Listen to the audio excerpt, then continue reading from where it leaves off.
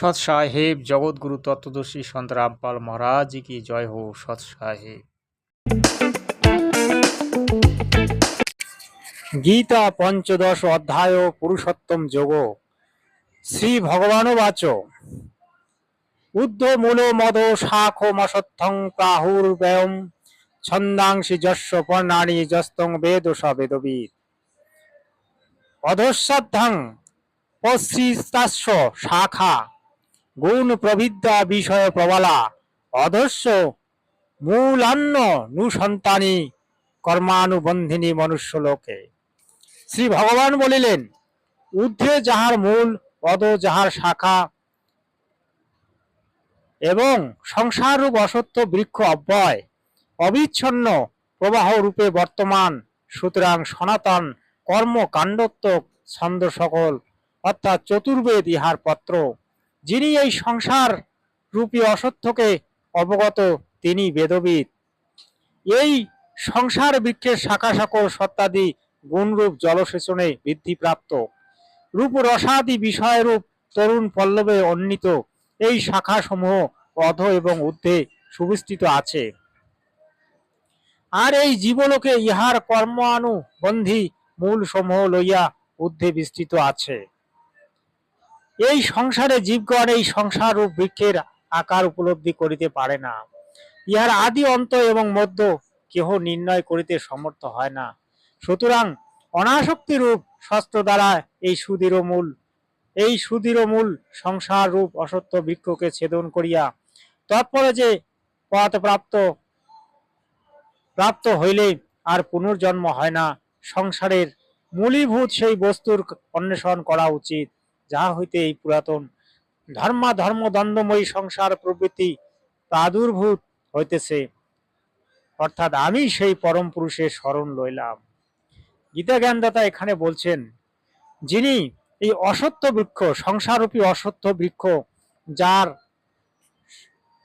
যার মূল ঊর্ধ্বে এবং কাণ্ড ডাল নিচে এবং পত্রাদি নিচে, সেই যে ঊর্ধ্বমুখী বৃক্ষ, সেই ঊর্ধ্বমুখী বৃক্ষকে যে জানে তিনি আসলে এই সংসারকে জানেন।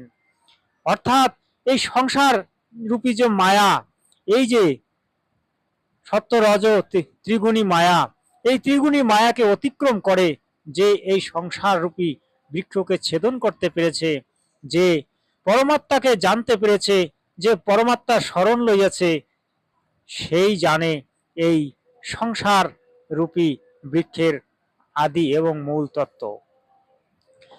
আর সেই সংসার রূপী বৃক্ষের যে মূল শাখা পত্র আদি আদিকা বর্ণন করিতে সমর্থ তিনি হচ্ছেন তত্ত্বদর্শী গুরু। যাই হোক, সেই গীতা জ্ঞানদাতা এখানে গীতা জ্ঞানদাতা বললেন যে, হে অর্জুন, আমি সেই ঊর্ধ্বমুখী অর্থাৎ সেই সংসারের যে মূল গোড়া, অর্থাৎ যিনি পুরাতন পুরুষ, আদি পুরুষ, যিনি পরম ব্রহ্ম, সনাতন পুরুষ, যিনি পরমক্ষর ব্রহ্ম, যিনি পরমাত্মা, আমি তার শরণ লইলাম। অর্থাৎ গীতা জ্ঞানদাতাও কিন্তু সেই পরমাত্মার শরণেই আছেন।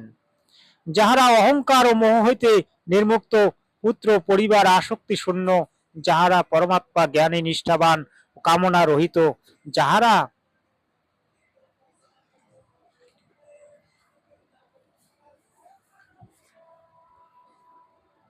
সুখ দুঃখ মোহ হইতে বিনির্মুক্ত, এতাদৃশ অবিদ্যাহীন সাধুগণ সেই অব্যয় পদ প্রাপ্ত হইয়া থাকেন। সেই পথ প্রাপ্ত হইয়া যোগীগণ আর প্রত্যাবর্তন করেন না। সেই পথ সূর্য চন্দ্র অগ্নি প্রকাশ করিতে পারে না। তাহাই আমার পরম পথ অর্থাৎ স্বরূপ। সংসারী রূপে নিত্য প্রসিদ্ধ অবিদ্যা সম্ভূত এই সনাতন জীব আমারই অংশ।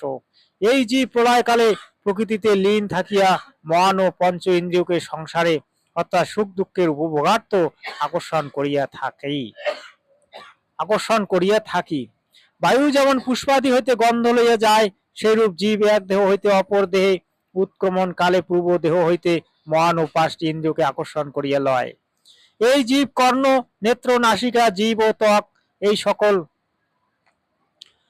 বহিরিন্দ্রিয়, পঞ্চ কর্মেন্দ্রিয় এবং মনকে আশ্রয় করিয়া শব্দাদি বিষয় সমুদয় উপভোগ করিয়া থাকে। দেহ হইতে দেহান্তরে গমনশীল অথবা সেই দেহেই অবস্থিত কিংবা বিষয় ভোগরত বা সত্তাদি গুণান্বিত জীবকে মূর্খগণ দেখিতে পায় না, কিন্তু যাহারা জ্ঞানী তাহারা দেখিতে পান। ধ্যান ধারণাদি দ্বারা প্রযত্ন পরায়ণ যোগীগণ এই আত্মাকে দেহে অবস্থিত দর্শন করিতে পারেন, কিন্তু শাস্ত্রাভ্যাসাদির দ্বারা যত্ন করিলেও অবিশুদ্ধ চিত্ত অবিবেকীরা এই আত্মাকে দেখিতে পান না। সূর্য চন্দ্র অগ্নির যে তেজ এই জগৎকে প্রকাশিত করে, সে তেজ আমারই জানিবে। আমি নিজ শক্তি প্রভাবে পৃথিবীতে অধিষ্ঠান করিয়া সমস্ত ভূতগণকে ধারণ করিয়া বিরাজ করিতেছি, এবং আমি রসময় সোমরূপে অর্থাৎ প্রাণীর প্রাণস্বরূপ ওষুধি সকল পরিপুষ্ট করিতেছি।